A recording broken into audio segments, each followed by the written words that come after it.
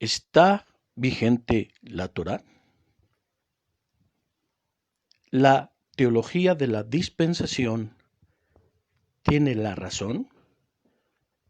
Cuando se creó la teología de las dispensaciones, la teología dispensacional, por John Nelson Darby, en el siglo XIX, dispensó la economía divina de Dios, no finanzas, no dinero, la economía salvífica.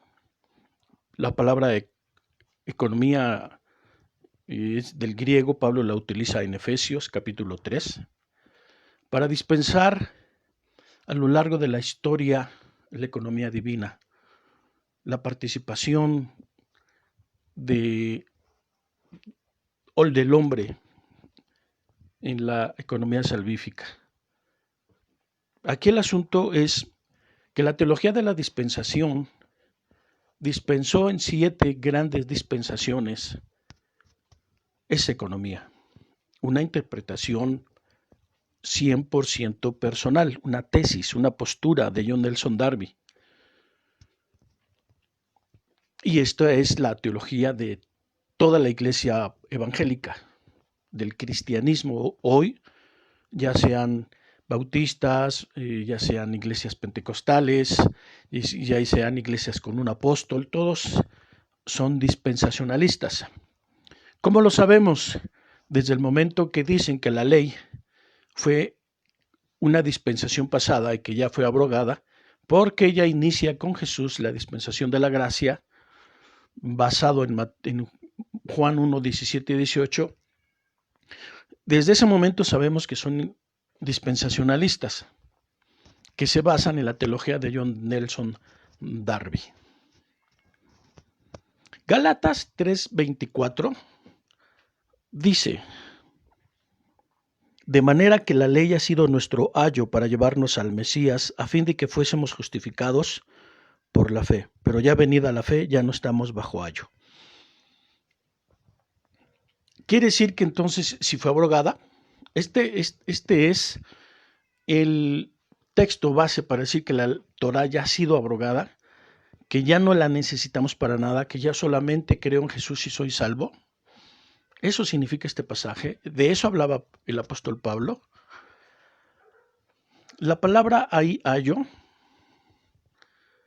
que aunque algunos comentaristas dicen lo contrario, yo al estudiar la palabra ayo se utilizaba, por ejemplo, en la época antigua, donde habían casas nobles, grandes castillos, y había una persona que cuidaba, un esclavo que cuidaba al niño de los reyes, de los nobles, a las niñas, y todo el tiempo los estaban cuidando.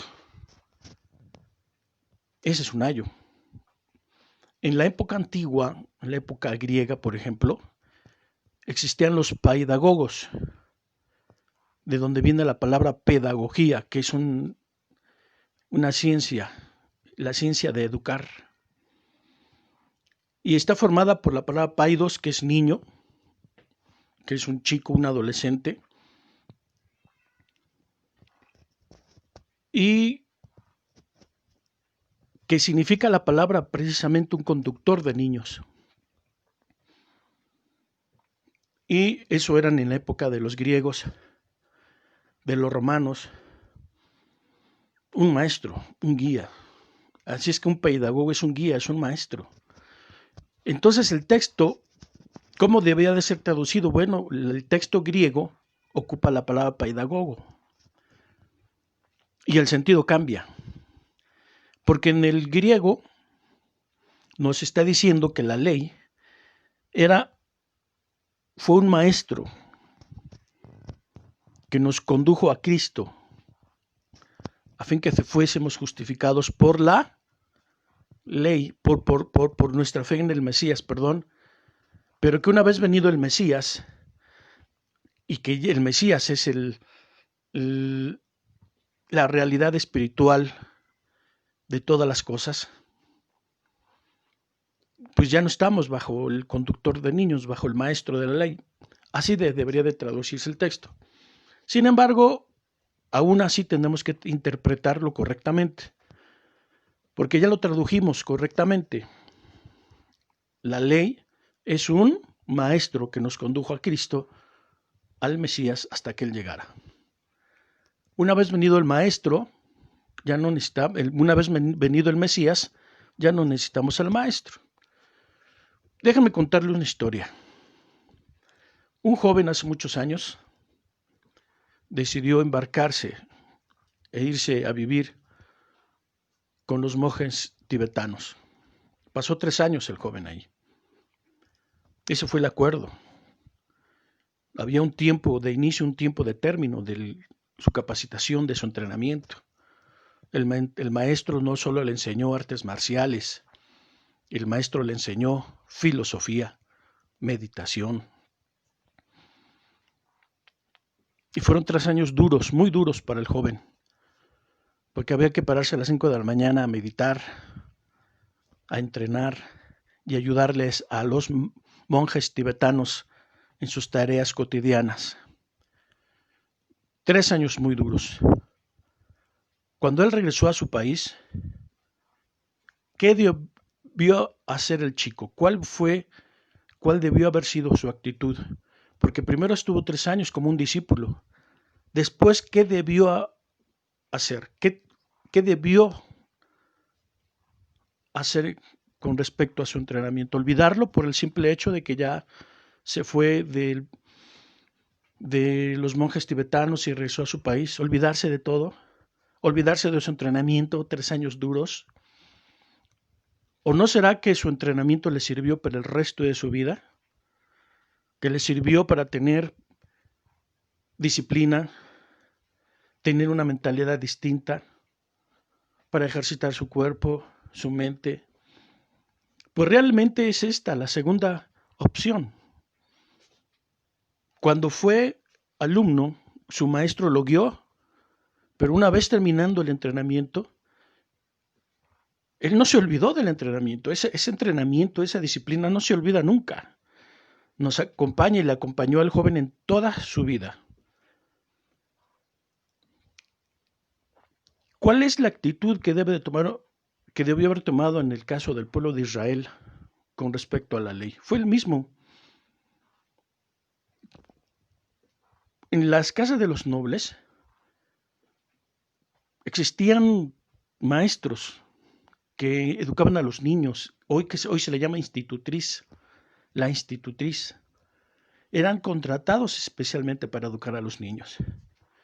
Y cuando le llevaban ya el niño a la edad adulta, cumplido su mayoría de edad, y se lo entregaban al padre, esa educación no se olvida nunca. Sería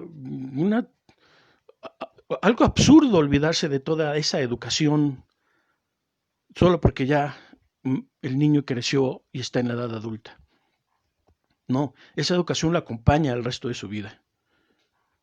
Es una educación que lo acompaña siempre. Porque el propósito de la institutriz, del ayo o del pedagogo o de la pedagogía es instruir al niño para su edad adulta.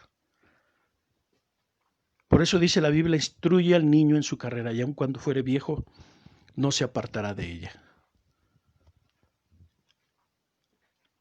Creo firmemente, estoy convencido que la Iglesia evangélica tradicional no ha entendido este concepto. No ha podido comprender que la ley no está abrogada. Sirvió en su momento para educar nuestra mente, nuestro corazón. Eso dice Jeremías capítulo 30. Para que quedáramos impregnados de la ley de Dios como una institutriz, como un maestro, como un pedagogo. Es decir, la ley es el sistema, la pedagogía divina de Dios. Es un sistema pedagógico divino, del cual no debemos olvidarnos. Nos prepara para nuestra edad adulta. Y eso dice Pablo también. Que llegada la adopción, dice Pablo. Pero la palabra no es adopción, es una palabra moderna, así se tradujo. La palabra ahí es recibido como hijos maduros. El tema de la adopción, que es un tópico, un tema doctrinal, tiene que ver precisamente con ser recibidos como hijos adultos. Para el apóstol Pablo, que seguramente conocía muy bien el sistema de los pedagogos griegos, estos hombres, mujeres que eran institutrices, maestros, que educaban a los niños de los nobles y después de educarlos, los presentaban al padre, y decían, aquí ya está su hijo educado. Estas son las palabras y es la figura que el apóstol Pablo toma para aplicarlos a la ley, a la Torá. No, la ley no está abrogada. Todos necesitamos la ley. Todos necesitamos de los 10 mandamientos. Todos necesitamos conocer las fiestas. El problema es lo que el mismo apóstol Pablo dice. La letra mata, mas el espíritu es el que da vida. En Romanos. ¿Qué es lo que está diciendo? Irnos a la letra de la Torá, a la letra misma. Eso es lo que mata. Eso es lo que mata.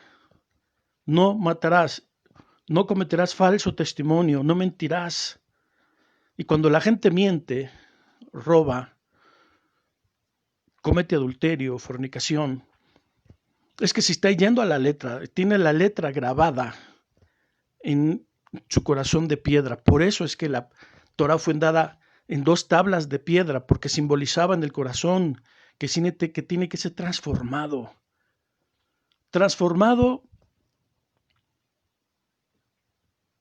por el Espíritu, el Ruach HaKodesh. Y entonces en la conversión, ese corazón, esas tablas de piedra se convierten en un corazón de carne. Y es ahí donde Dios graba en el corazón convertido toda su Torá. Y entonces se cumple lo que dijo Pablo. La Torá, vista desde la letra, mata, pero vista desde el Espíritu, da vida. Este es el principio real. Esto es lo que significa realmente la pedagogía divina de Dios, la Torá. Hay que verla desde lo espiritual, hay que ver la ética de la Torá, la pedagogía de la Torá, la cosmología divina plasmada en las fiestas. Esto es lo que tenemos que aprender para llegar al Mesías, como hijos adultos capacitados para entender entonces todo su mensaje, su vida misma, y solamente así, por medio de una visión más espiritual de la Torá, vamos a poder entender la vida de Yeshua HaMashiach. El problema es que la iglesia evangélica no está capacitada para esto, no lo ha entendido. Y hoy por eso, hoy, este día, mi corazón, mi espíritu, mi mente me impulsaron, fue una inspiración de Dios platicarlo por medio de este audio aquí en Facebook. Yo te invito, amigo que me escuchas, a que medites en esto, lo investigues por ti mismo, no en la Reina Valera ecuménica, sino en el texto griego. Si no sabes griego, búscate un maestro, un diccionario, una concordancia, pero así está en el griego, esta es la visión. La ley no está abolida, simplemente es un maestro, mientras una persona nueva en Cristo, en el Mesías,